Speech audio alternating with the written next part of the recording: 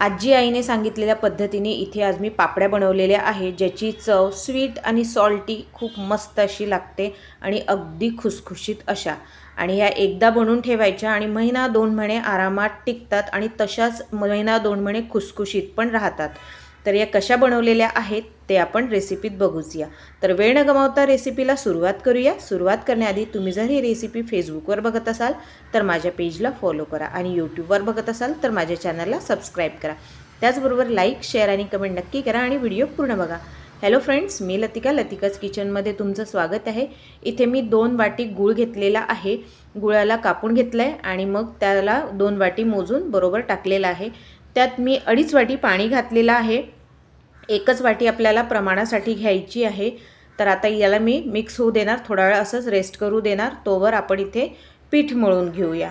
तर इथे बघा गूळ पण पूर्ण वितळलेला आहे, त्याला बाजूला ठेवते आणि पीठ घेते आहे.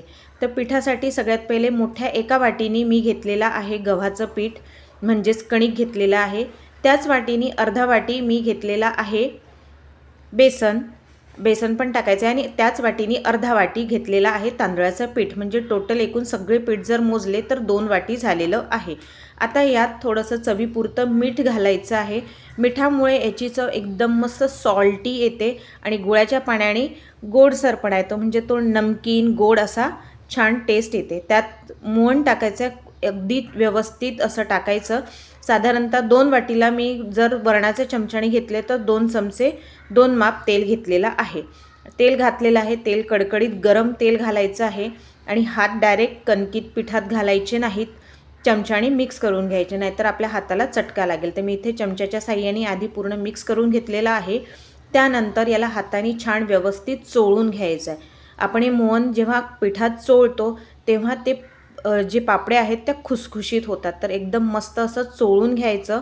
जेवढं तुम्ही चोळाल तेवढी ती खुसखुशीत बनते, म्हणजे तेल एका एका कणाकणाला लागतं याच्या. तर मी इथे छान व्यवस्थित असं चोळून घेत आहे. बघा, जर मूठ बांधली तर हे एकत्र येतात, असं आपल्याला मोहीन घालायचं आहे. आता आपला जो गुळाचा पाक आहे त्या गुळाच्या पाकाने याला भिजवून घ्यायचं आहे. आपण जसं पुरीला भिजवतो तसं घट्ट भिजवून घ्यायचं आहे, कारण की पापड्या आपल्याला बिना तेलाच्या आणि बिना पिठाच्या लाटायच्या आहे.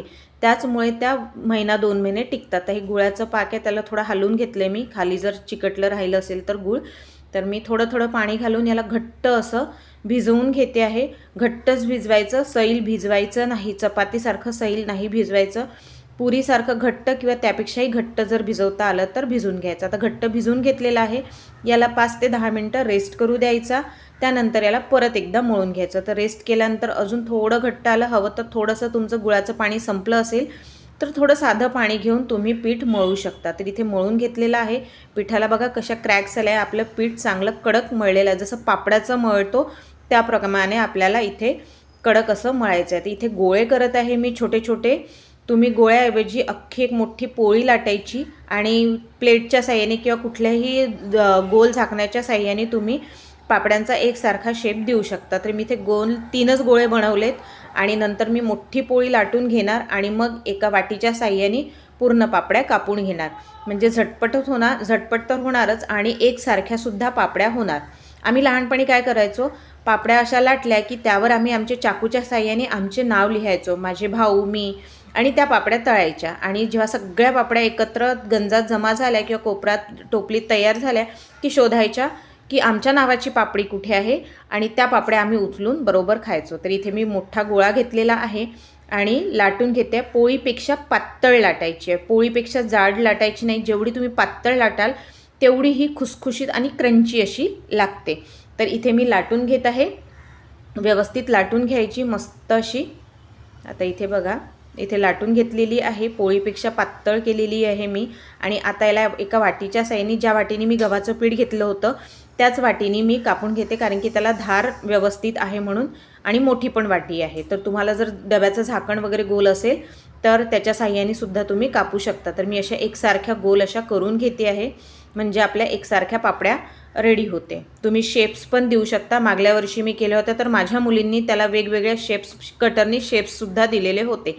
तर यावेळेस मी काही त्यांच्यासमोर केलेला नाही आहेत, म्हणून आमच्याकडे एकसारख्या गोलच बनणार. आता इकडे सोबत मी तेल पण तापायला ठेवलेलं आहे आणि तेल तापत्या तोवर मी इकडे पापड्या लाटून घेते आहे. तेल पण तापलेलं आहे, थोडंसं टाकून बघायचं. तेल तापलं आहे की याला दोन्ही साईडनी छान गोल्डन ब्राऊन होतपर्यंत तळून घ्यायचं. त्याचबरोबर माझ्या चॅनलवर वेगवेगळ्या रेसिपीज आहे, नवनवीन रेसिपीज आहे.